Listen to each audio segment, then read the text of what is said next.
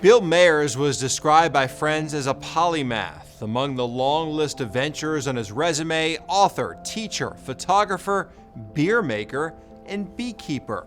Bill was also a former Vermont state lawmaker who supported death with dignity legislation, which allows adults to make the decision to legally end their lives. He remained a dedicated advocate until his own death.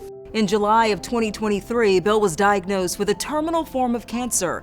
As his health declined and he entered hospice, Bill chose to utilize the Vermont law to end his own life.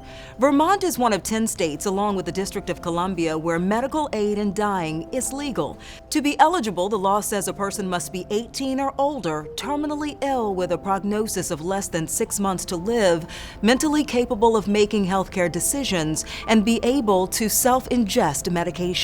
In the days before his planned death, Bill wanted to share his story. He reached out to reporter Darren Perrin to discuss his experience with dying. Except for getting married, this is the happiest time of my life. Bill Mayers' resume can't fit on one page. Marine. Because I was the first, number one in the platoon. Journalist. And then I took home 8,000 negatives. Beekeeper. Hug your local beekeeper. Beer maker. Lawmaker. And then I served 6 years. Singer. Oh, we'll always stay in Vermont. Hey up, hey up. Teacher. So I could always maintain this professional curiosity. And best-selling author. It led to the next book and the next book. Now the Burlington man is ready for the final chapter of his life. Oh, it's a lymphoma. The 83-year-old got the terminal diagnosis in early July. But he's not letting the cancer kill him. And God bless the people of Vermont who have given us all the right to make this choice. He'll do that himself, legally, under the state's so-called death with dignity law. It's time to choose, and I got to choose, and this is the way I've chosen.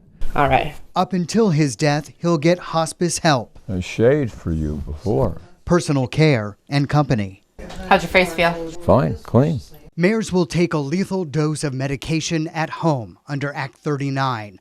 The law allows people with less than 6 months to live to end their lives with doctor's approval after being deemed mentally competent to make the decision.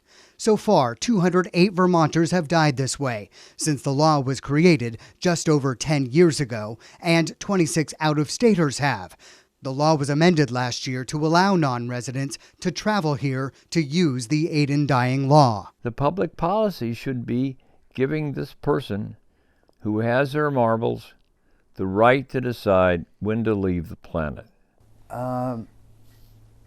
It's very interesting to be sitting across from someone, interviewing someone whom I know will be gone as of just a few days. So I don't know what kind of metaphor you want, but no, I leave in complete gratitude for the chance to run my mouth in these last days and to have a row of books up there and have a wonderful family. Part of the decision-making was done with his wife of 53 years. And she kissed me and said, fine, it's your decision. And I understand, and no elaboration. She just said, yeah, I understand.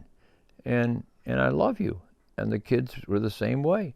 Because he really didn't want to end up in the hospital, really didn't want to end up with a lot of tubes and lingering. The family's pragmatic approach doesn't hide, though, the hole Mayers' death leaves at home. It's going to be bad to not have anybody in the house. If I come in the door, there's the dog, and there's Bill. So, but I'll manage. Mayers will be cremated, his ashes spread near their Northeast Kingdom camp. This was the only time he got emotional during our conversation. And they sprinkle my ashes where we got married on this hill in St. Johnsbury. And the church-going Episcopalian believes there's everlasting reward after death. But before he goes, and despite his years of hard work, Mayers has one more job to do. Because I'm on a crusade. Sharing his story in hopes that he can get a national death with dignity law introduced in Congress. He talked with Senator Peter Welch about it, and so did we just hours later. And there are significant safeguards in place So I support what we did in Vermont, and I'd advocate for it in Washington. But I do think that the state-by-state approach is what is going to be essential before you'd get a national piece of legislation. Welch says the U.S. isn't ready for a national law, nor is it fair, he says, because, like Vermont did, it needs to be debated locally. I'm living the results of what I want everyone to have, which is the right to decide. 3 days after our interview, Bill Mayers took a lethal prescription powder mixed in his favorite beer. He ended his own life with his family by his side. His wife tells me it was peaceful and perfect, just the way Mayers wanted. In Burlington, Vermont, I'm Darren Perrin.